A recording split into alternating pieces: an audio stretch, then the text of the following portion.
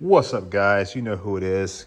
God, I forgot to fix my mailbox. Just saw these screws and remembered that I needed to do some repairs on my mailbox. Well, it is late at night. I went for a motorcycle ride today, and I got home, jumped on live stream with Power Stroke Jude and the guys. Shout out to PSJ, great live stream tonight. So I remembered that I needed to do a video. I've been meaning to, or my goal rather is to try to get out a video per day for the month of August to see how it impacts the channel. And so that's what I've prescribed to do. So I'm gonna try to make sure it's not like baseless content. There's a lot of little things I'm thinking of and wanting to share. And the videos shouldn't be very long. So if you guys would not mind, please consider watching the video in its entirety. I'm trying to get myself to the 10,000 subscriber mark, and I cannot do that without your support. We're doing good. We're getting about 200 subs per month, but I want to amp that up a little bit. So, if you've not subscribed, you've been thinking about it, please consider doing so, because it's going to help me get to the next point that I want to get to and make the channel more profitable, more exciting, more fun, and be able to bring you guys a little bit more content. So that's it. That's all I got for you for that point. So let's talk about some new tools today. So we got some new stuff in, and I'll show you. I don't think I did a video on it yet. I think I was working on one, but I did not finish it all the way. But we picked up yesterday, we got our ball joint remover from OMT or Orion Motortech, and we also got our U-joint puller. These were tools that I needed for my Z71. I got a 96 Chevy pickup truck. I'm going to be doing some content where I remove the drive shaft because it's cracked. I've got to do the ball or the U-joints. And so I'm also probably going to be checking the ball joints on my truck. I think they're going bad. They're not really whining yet, but I think they need to be replaced. So hopefully, Shopcat Sand, hello, quiet Shopcat. But I think we're gonna have to do some work with both tools on that. So what do we get today? Let me see if I can find them. So today was an interesting day because it was the first time that I got onto a Snap-on truck. So I'm officially been on the truck. I officially have a Snap-on dealer, which is freaking awesome. But at the same time, it's also scary because if you guys know my channel, I've got a lot of Snap-on tools for being just a DIYer. I've got a lot of stuff. My whole setup primarily consists of Snap-on, Mac, Cornwell, and Right Tool. I do have some SK. I got a lot of Capri, things of that nature. But for the most part, for the higher end stuff, it's primarily Snap-on and Mac and Right Tool.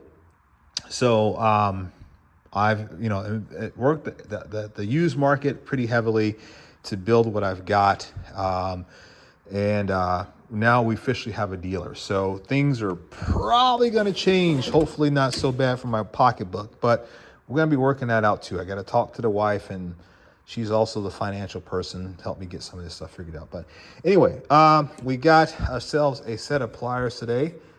These are part number, what is it? 609 ACPs. These are the, like they got that Talon grip on the front, I guess it's called, or to some extent of that, but they're like a duckbill type plier. Anytime you got to reach in a tight space or a confined space to grab a fuse or whatever the case may be, wiring, etc., these pliers will come in handy. I've been wanting to get a pair of these. I've seen a lot of different manufacturers carry them, but I wanted a high quality brand. Some stuff you buy and you want a really good brand, and some things you'll skip out on. I did, however, I did look at Icon. I know Icon makes a version of these which are shorter in stature, but because I had located a Snap-on dealer, I decided to go ahead and spend a little bit more money and get the real brand, not the knockoffs, because we all know the Icon stuff is a knockoff.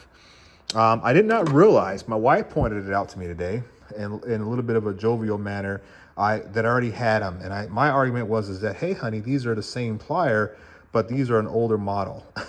So that was my justification. The reality of it was I've actually forgotten that I had this style here. There's a little bit of a difference. They're not quite exactly the same. I think the newer one's a little bit bigger, but pretty much they contain the same part number, same basic principle, same pattern on the jaw. I just simply forgot that I already had them. But when it comes to Snap-on tools or Wright tools or Mac tools, you can't just, you can always justify having more than less, right? The other plier I got was the Snap-on, I guess they're like a ratcheting plier in a sense. I know they got the wide jaw. They have the 3 different profiles in terms of the jaw width. You can, go smaller or you can go wider. It is kind of difficult to do on one hand, I guess. Come on. And you can go much wider than that. But these here are pretty cool. They're new, so you know how Snap-on pliers are. When they're new, they're kind of stiff. But these are part number HJ46ACF. Snap-on, of course. I didn't own them, and I saw them in the truck, and I thought, you know what, those would be really nice to have as well.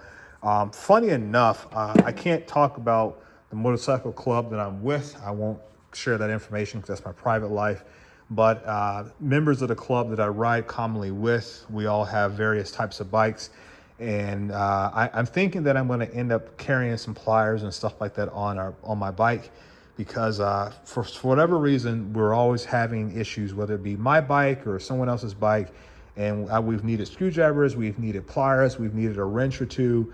It just things that pop up along the way. And for the most part, we've been able to handle it. But having some of these smaller tools from Snap-on or whomever for that matter has proven to be beneficial. So I may end up, putting more quality tools in my bag as time goes on. That's something I've been really, really starting to think about doing. So I know, I'm trying to think, there was something else that I wanted to share with you guys, and I cannot remember in terms of a tool what it was. This is a late night video, guys. Oh, one other thing I wanted to share is, if you guys remember in my last video, I had this adjustable wrench, and you remember this is one I said has saved my butt on a number of occasions.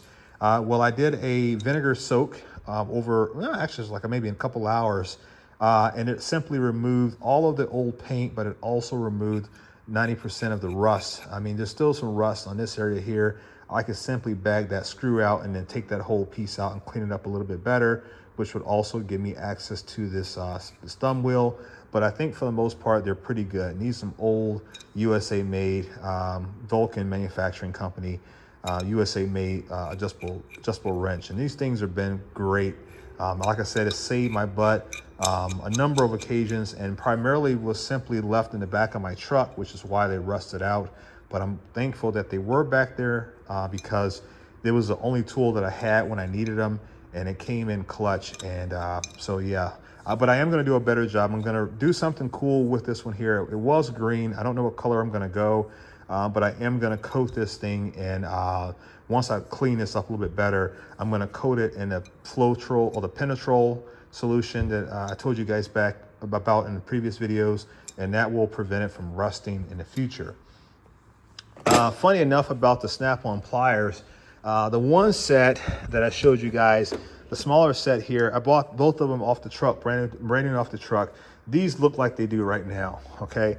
This particular one looked like it was had been used, but it was brand new, had never been used, but I had to bring it home and clean it up on the wire wheel over there because it looked rough. The grips were great, obviously, because it was new, but but it was rusty. And that's one of the things I don't like about Snap-on.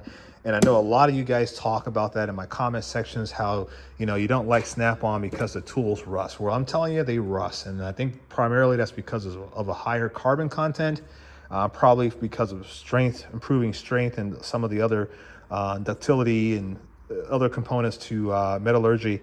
But that seems to be the case as to why they rust so easily. And it doesn't matter whether it's a socket or a plier or a wrench, they just rust. And these things simply were rusting sitting on the truck.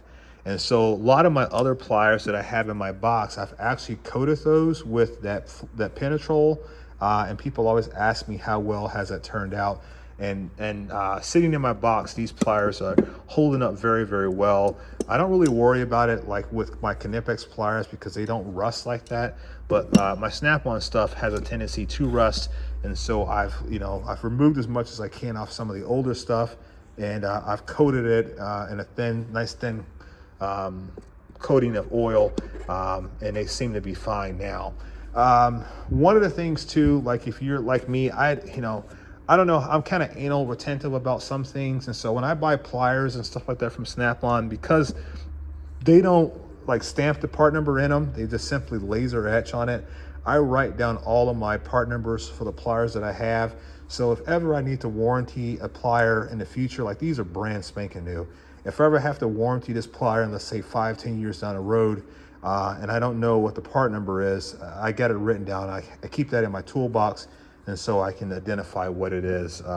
Just a quick part number, search the part number on Snap-on's website, write down what it is, stick it in your drawer with all your other bills showing all your debt, and then you'll never forget them. And that's kind of like what I do. But yeah, I mean, that's pretty much it. I don't have anything else. I just wanted to get that quick video out. I thought there was something else I wanted to share. I did use, some people asked me if I've tried out this Right Tool pry bar, screwdriver, driver, whatever you want to call it. I have. I put some work on it with the tractor. I was trying to repair some of the linkages, and it worked out as to be expected. I didn't put it through any rigorous testing or etc.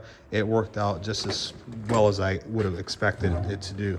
And the last thing that I did pick up, I'm trying to power through this real quick. Nothing too spectacular.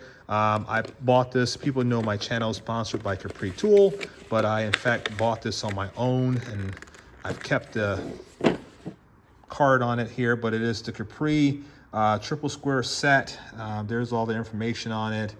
There's your part number there. You guys know that I'm in love with Capri tools. I think for a, I wouldn't say budget friendly, I hate to use that terminology because it's like downgrading the tool or the quality of the tool per se. But for a more price conscientious brand, Capri, they do a damn good job. And I say that candidly because I want to make sure that I emphasize the fact that their tools are really, really well made. I don't know, we were talking about this today, I don't know if, obviously Capri is not the OEM, they're probably an ODM, original design manufacturer. So I think they probably specified to who's ever manufacturing these tools what they wanted. But regardless of whether they're making them themselves or someone else is making them, Capri is doing a fantastic job with their tools, guys. I mean, it's the font, right down to the very font, is really nicely done. It's not just kind of like basic level. It's stamped in there. It's got a little bit of an angle to it. It's got a little bit of character to it. The chrome is very clean and very clear. The clarity is, it's not foggy or hazy. And the strength of the bits are good. They're always S2 tool still, but they got really good tolerancing. They've got a really good fitment within the socket itself because these obviously are pressed in place. There's no slop or issues with that. It's a very tight fit, and the stuff just works out really well. You guys know that I run my Capri 3/8 drive sockets all the time. These are the 3/8 drive deeps and shallows, and you can see I've been running the heck out of these.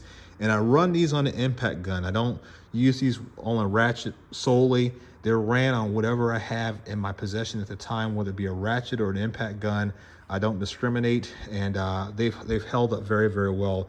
Even the chrome is doing very, very well. So if you're looking for a more budget-friendly or a more price-conscientious brand of tool to purchase, I would strongly suggest Capri tools. And I mean, there's a lot of channels out there that talk about Capri tools. So I think even Tool Demos or what's the other channel that does all the tool tests? You guys know who it is. I can't think of the name. It was late.